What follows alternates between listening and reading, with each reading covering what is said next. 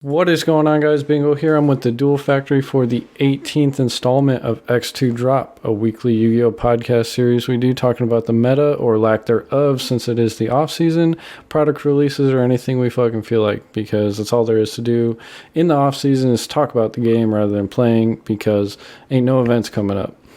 With that being said, that is this week's topic, being the off-season and what reprints we have inbound and how we're approaching the off season and looming ban lists, anything in the near future. So, Joe, our last event was what, a couple weeks ago? I don't even remember. Oh, we didn't go to nationals, so it's been a while since we've been doing events. So, what have you been doing in the off season? Just playing a lot of for fun deck, or not playing a lot of for fun decks, but just kind of like building funner stuff to play. And me personally, I try watching all the national and all the fun events and stuff like that, just to see what people were playing and stuff like that, since I couldn't attend this year. But I mean, there was some cool stuff we saw for sure. Yeah, so with the two WCQs ending and Worlds being a cool event coming up, but it doesn't really matter for anything. Like, I put down Sky Striker. I know you were playing Danger Thunder religiously for like the past forever. And it's not fun to play a meta strategy in the off season, and that's because you've been playing it for so long, and you just want to change a pace. And there's no downside to not playing it, because most likely, the practice isn't going to mean anything, because there's always a ban list before the next competitive season, and there's a high chance whatever meta deck you are playing is not going to be the same, regardless of whether or not it's still playable. The combos are going to be different, the lines of play are going to be different. So that's why, like, right now I'm messing around with Burning Abyss, and after Dual Power or Battles Legend comes out, I'm going to be messing around with Magical Musketeers, and that's because I get to have fun with those decks at a local level without feeling like I'm missing out on practice. Yeah, like, just Yu-Gi-Oh! Off-season's like really, really weird in some cases and stuff like that. Like, for example, we have new product coming out, but we just don't have an event to go to. Or there's no upcoming events. I mean, like, there's ARGs and stuff like that, but those don't really count. And, like, I don't know, like you were saying, like, we were playing for fun. Like, we were recording earlier, and I was playing True King Dynos, and you were playing Burning Abyss Orcas. And we were just doing, like, some really saucy combos. And then, like, we saw how bad these decks were, and then, like, all that fun stuff. New sets coming out, and new Vision heroes are coming out, so I'm probably going to play Heroes, or, like, Lambda and the Alamarge, whatever, however you pronounce the sounding name. So we're probably going to play some sort of Invoke deck and stuff like that, and like it doesn't matter what we play, because like there's nothing to play for at the moment. Yeah, and that's why this year's Battles Legend is super interesting, because the past two seasons it's always been right before the WCQ, getting those crucial reprints before the event to help push product and to help push the meta decks. But right now, yeah, we're getting reprints of Sky Striker, but we're also getting a lot of interesting cards you wouldn't really pay much attention to during the competitive season, because you don't want to, like you and me specifically, we only get so much time to actually play the game. So when we do play, we want to actually like be developing whatever strategy we're playing that season. But like I really want to mess around with Magical Musketeers, because Max is an insane card in a bad archetype, and I think it's going to be a lot of fun. But I would never do that during the competitive season. Yeah, like there's no room for it. But like it's like we just have like that brief 3 or 4 week period. Honestly, I think a lot of good theory happens during Yu-Gi-Oh! Off season, but it's just like there's just no place to show it. But, like, you're at your local levels, and you see some really, really cool stuff. But, I mean, it's not here or there. You don't know if it actually works in actual competitive events and stuff like that. Like, I know for, like, last year's, like, off-season, me personally, I didn't think Altergeist was a really, like, good deck and stuff like that.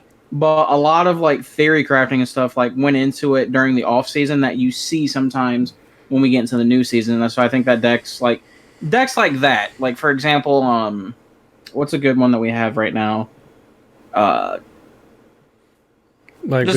Between you and me, Mac Knight Invoked. Yeah, that's a deck that could see like some actual like development during the off season that might actually progress it to a better tier in the new upcoming season that we'll have after Worlds, which is in August or something like that. Like that's where you start seeing like people like put theory behind other decks that aren't so good right now but have a chance of being good because you have the threat of a list coming at some point that'll introduce you into the next season, and we have all the support from a new main set, a new subset. Like you were saying earlier, we have a bunch of reprints from the new subsets coming out that'll make older strategies more viable for more people.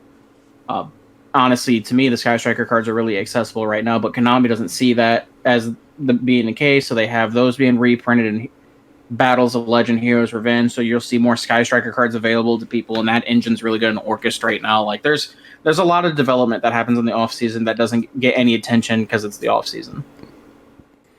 And I very much enjoy the first regionals after the off-season, and that is because people have been playing these decks for the past few weeks, and they've, they're decks they like. They want to see how they do at these events. And we've talked about it before where the deck profiles people really want to see aren't the ones, the main meta strategies. Like, those are the guys looking for the tech cards, or they just respect the player.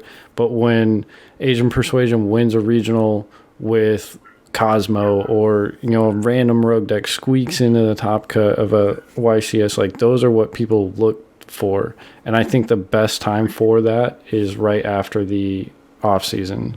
It's when you see all these cool, fun strategies rather than the 18,000th Salamangreat deck profile.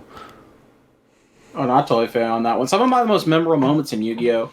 Were the events that came right after the end of the off season, where Worlds had just got done, and then you have new formats. The first YCS after a season is always one of the best events to see, because that's where you're going to see like Rogue decks top like big event and stuff like that. Like, one of the most memorable things I remember was after the 2013 Nationals format, where it's Full Power Ruler and Full Power Prophecy or Spellbook, whatever you want to call it, right? Yeah. One of those most memorable moments is the very first event afterwards, we had that ban list that hit, and it took away everything. Like staple power cards, good trap cards, all the baby rulers got bans, Spellbook of Judgment went to 0 and all that stuff. And then you had a lot of interesting things come up in the format for there. Like, for example, Black Wings had gotten their second Kalute. I don't know if they had gotten their second Whirlwind or not yet, but I think they did, because that deck actually got a top at the YCS. You started seeing Dragoonity cards start seeing play again, because Patrick Hoban came out with Dragoonity Ruler or something like that. And then so on and so forth. And then, like, you saw cards like from actual, like, I would like to say a little bit further down, because that format didn't last as long as I remember it. But you'd see we'll go to the following off season where Dragon Ruler was defined as the best deck after the babies were gone, and we had another, like, right before, like, that little weird period where there's nothing real interesting between Nationals and the last event and stuff like that. You started seeing decks like Fire Fist and stuff like that come up, but they were playing like the Gladiator Beast engine and stuff like that. Like, there's a lot of cool things you see in those little gaps and stuff like that. And like, it's like you said, it's a lot of fun to watch and stuff like that, because this is stuff that a lot of people were thinking of things during the off season, but they never came to fruition. And then people just like, fuck it, I'm going to take my strategy that I thought about and just play this event, and look at that, I get a top out of it. And like, it's just really cool because you have that surprise factor on that side too, and it's a really cool time for Yu-Gi-Oh! Right after. Yeah, and the surprise factor, I want to touch on that, is because when you go to the first regional of the new competitive season, there is just, you sit down round one and you have just absolutely no clue what your opponent is playing, right?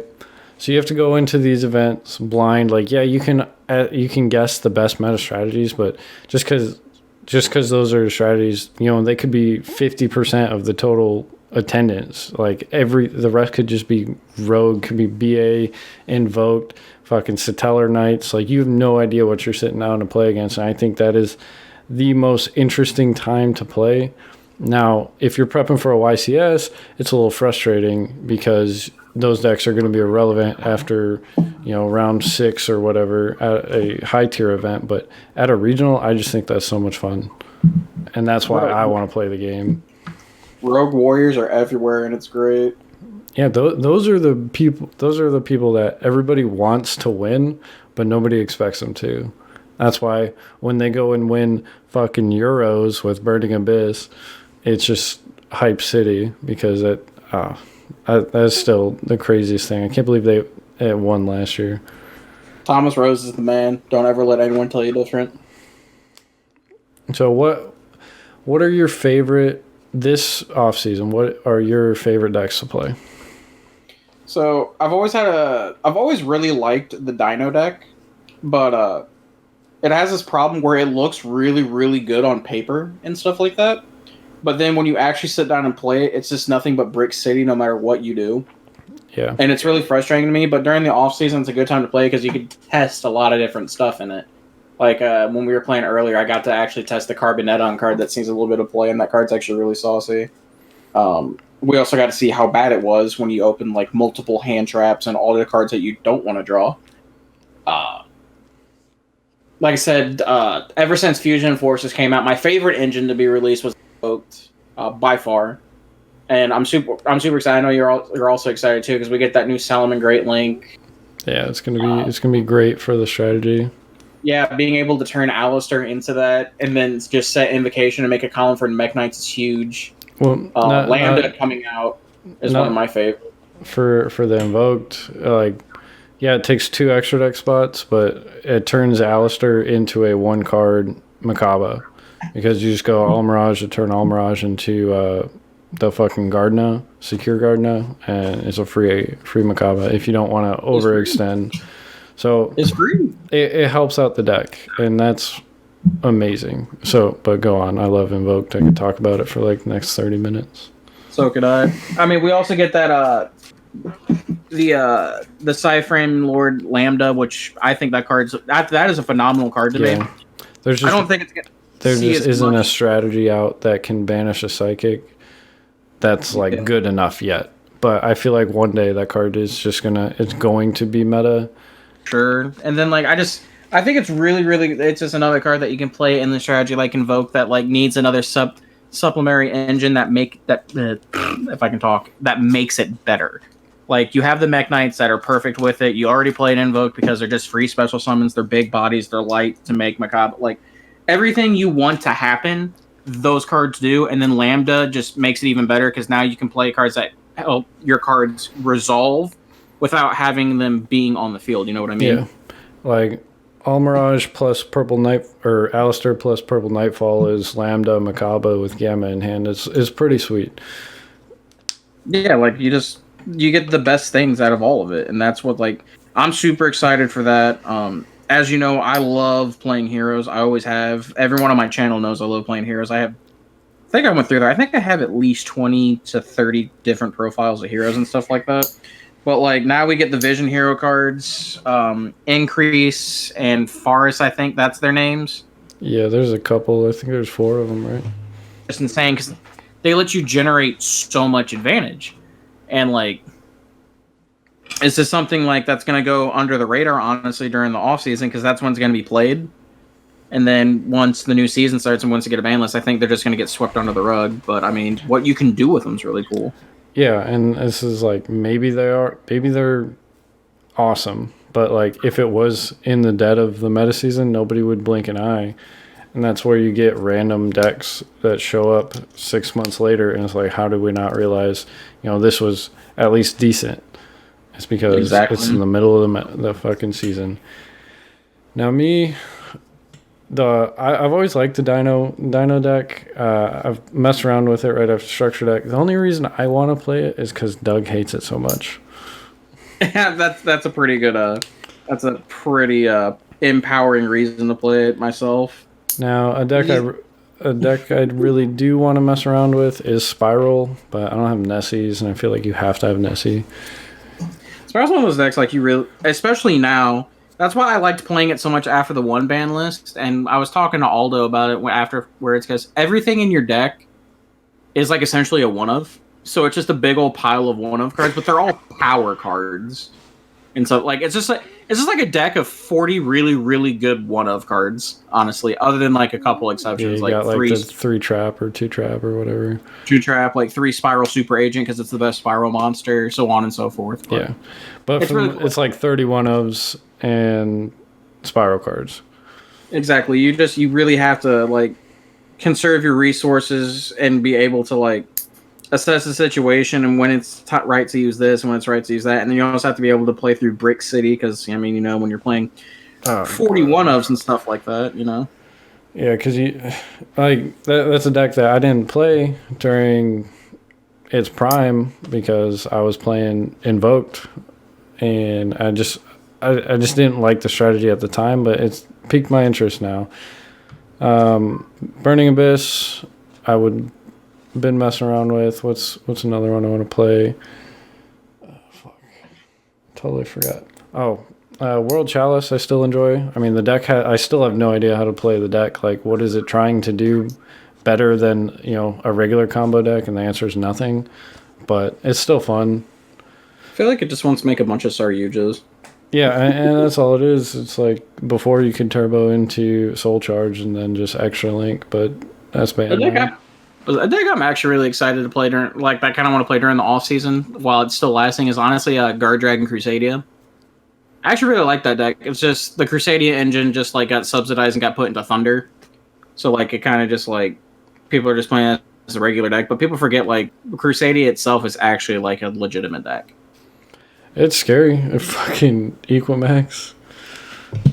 Yeah, and then like I don't know. There's just like I just kind of like just want to sit around mess with like actually play like a full like Crusadia on an engine, like 15 Crusadias, and then like just play the Dangers to go with it, because Crusadia and Danger lets you just combo, and that's like really cool. So that's an interesting one. The Dangers are super cool, and honestly, I don't even know if they need to be touched. Like, if Saryuja gets hit, I don't even think they do. Like, they're really good cards, but like they're not as splashable as people think. In some strategies, they just don't fit. Like, they don't mesh well. Is what I'm starting to notice. A lot of them is they just don't. You know. I mean, it just like decks that like benefit of having like RNG and stuff like that are like always gonna like want to play those cards because like they're just free. And like I remember when they were first coming out, there people, I think, especially like during the meta time, like because so many meta decks were playing them, everyone's like, oh well, the Danger shouldn't allow this. But now like as like our format developed, and now that we're towards the end of it, people are just not seeing like, hey, these cards are only really good in the one deck. Yeah, and it's like they did check a lot of the problems, because the Dangers, they caused a ton of problems, right? The Danger Dark World FTK, the fucking Azathoth play, like they caused a lot of things, but with those being addressed the way Konami currently did, like you can't just throw them into a deck anymore. I remember everyone was super scared of like Danger Orcas being a thing when Dengursu came out, and now like people are just opting not to play Dangers in their Orcas deck. Yeah, and for the Dangers to be good, your deck has to not rely on any spell and traps.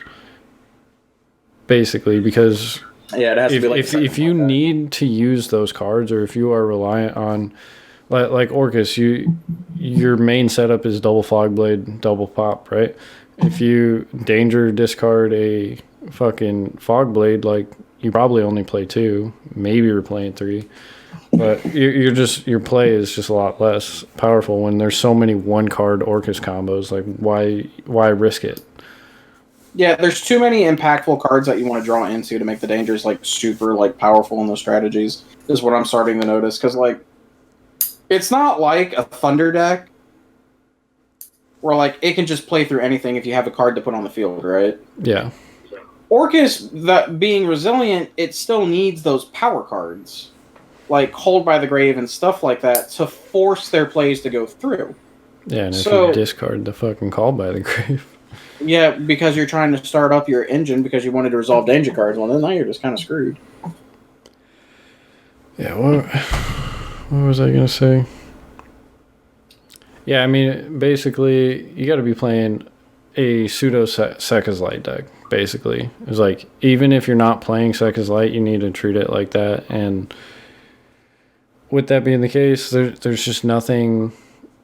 There's basically no meta strategies or very many rogue strategies that want to just shove that engine in, and that's fine. So I honestly don't think the dangers need to be addressed anymore, because for a long time, when Sekka Danger Thunder was the best deck, like I was really frustrated at the current game, but then Salamangreat came out and Orcas came out, and it got checked a lot better because there's some favorable matchups. Not as many people are playing it, so I'm honestly pretty satisfied with the meta right now. I don't think it's going to change too much. I want it to be a hard reset. I really do. Hard reset would be really cool, especially just to start off a new season. Like, damn, Yeah, they just trashed everything we had. Let's do this. Konami's main goal is to get Calvin Hahn to keep playing ABC. I don't think that's main goal. That's a low key goal. You feel me? Yeah, because we haven't heard about top Calvin Hahn in a while. that's because he stopped playing ABC, so he can't top. Superpowers are going. All right. So we got a couple minutes here left. Battles of Legends, reprint Sky Striker. I don't see how Konami's going to touch Sky Striker, or even if they should. But the problem I'm seeing is there isn't a defined new meta strategy coming out in the next couple of months. Like, there's interesting cards, there's interesting archetypes. Like, you got the fucking Tenyi, or what, like the non-effect deck, and then you got the one that wants to destroy use your opponent's monsters as like link material. Hawkeye. That's super cool, and like maybe that's the next strategy, but it doesn't just scream like this is going to be the best deck. And that's I'm why not okay with that. What is? Go ahead. I was just gonna say, and that's why I don't think it's going to be a hard reset, even though I think the format needs one. We're just gonna. What are we gonna fall back on? I don't know, but I'm not excited for those Hawkeye cards. They look cool, but they promote True Draco players, and I, for one, am not okay with True Draco players. The only one okay with True Draco players is Doug. But you have to understand, we say Doug has no sauce because he doesn't actually enjoy playing the game. He just enjoys watching you not play. Yeah, it's interesting. There's a lot of players like that, and I can't wrap my head around it. Like, no, I hate this game. I just want to see you not play. I'm like, oh. I want to make you hate this game. That's the only reason I play.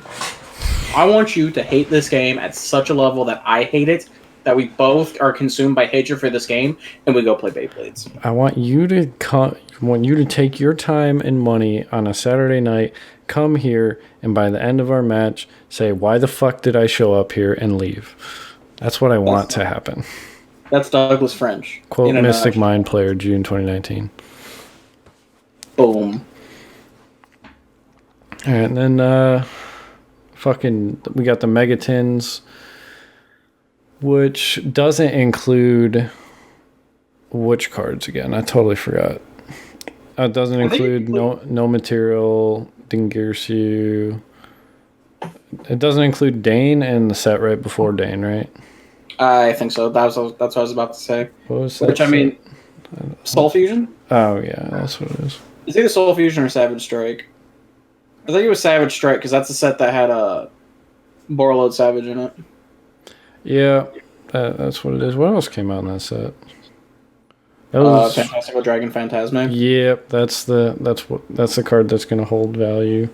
Pot of Extravagance. Extravaganza. Oh, Magical Muskets are going to be great. I don't know about great, but they get a lot better with Max. I don't know. Max is just so cool. And then you got this card that I conveniently have on my desk that lets you link summon on your opponent's turn. I don't know if it's worth playing, but I'm fucking going to try. What's the card called? It's like a rare from... let's see. I tried getting you to reveal your sauce, and you just wouldn't do it. Well, I saw it in Lithium's channel after Max got announced. I gotcha. Because I don't even... when Max is summoned, he searches... He searches Musketeer cards based off your opponent's spells or monsters. Or no, he specials based off your opponent's monsters and searches based off their spell and trap, I think. So he could be a fucking +4. There's always that chance, and that's super exciting. What's interesting about that deck is it can play impermanence super well, because if you resolve Ties of the Brethren, like, your opponent's just not going to want to play a Speller Trap or like Trap Trick shenanigans. I don't know. That's probably my rogue deck of the season. Are you finally done playing Necros? I'm waiting on the ban list, man. God damn it. You can't tell me they ain't going to free something on that. Just let it rest. Dude, Unicorn to 3. It did its good deed in 2015. Just give me Jin to 1. No! No! Why not? I'm not okay with that. Because it's Vanity's Emptiness. So? That was terrible to play against. It's fine. Ain't no harm in having Jin to 1. Laval's banned. I ain't no way I am making Curious in Necros. I'm just saying, Unchain the Chain 2019. What? Yep. Anyone hear the right? It's going to be unban Lavalvo Chain and unban Jin in the same ban list. Here, this is what I propose. It's either Unchain the Chain 2019, or we go to 2020, it's Unlock the Shock 2020.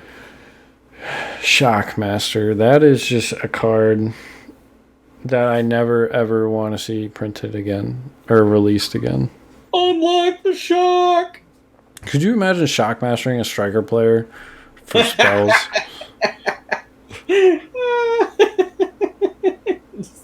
They see that big 2300 light fairy machine looking motherfucker. Or a Danger Thunder player for fucking monsters. I mean, I think one of the coolest things now is if you know you're playing Danger Thunder and you're playing a deck that can make calamities, and you just look at it and be like, call dark. There can never be a meta rank 9 strategy or a meta level 9 strategy, because that card is legitimately unfair, but it's so hard to get out that it's not a problem. It's Shockmaster. It's Shockmaster minus Spell and Traps. It's like better and worse than Shockmaster. It's like way better for monster effects, but it doesn't have that overlap for Spell and Traps. Yeah. Because cards in your opponent's possession of that attribute cannot activate their monster effects. Like, it's the only card I can think that negates cards that are fucking everywhere. Everywhere. All right, well, we've rambled on long enough. Joe, you got any closing comments? We got like a minute and a half. We got like a minute and a half. What we can do for a minute and a half, dude? We're gonna fucking go play Beyblades. Hell yeah, let that shit rip, bro. All right, guys. So this has been a kind of more fun discussion about the Yu-Gi-Oh! Off-season and what we're doing. Just use this time to try to really like figure out what you enjoy about the game, because sometimes when we're playing, you get really bogged down with winning and losing, and you know what the best optimal build is. God, I fucking hate that word in Yu-Gi-Oh! What is correct, and you just forget why you're playing. It's supposed to be for fun. Like, at the end of the day, you're playing this game not because the prize payout's good, not because you're gonna fucking get fame and fortune from winning a fucking card game. Just have fun with it, and that's the biggest thing. So, exactly.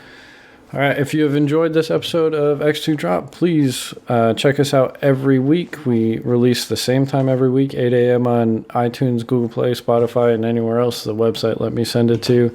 10 a.m. on YouTube at youtube.com/duelfactory and youtube.com/bingohd. It's usually a lot later on the Duel Factory's channel because I forget. Yeah, thanks, man. I appreciate that. All right, Douglas French has no sauce, and none at all. Peace out. Okay, bye.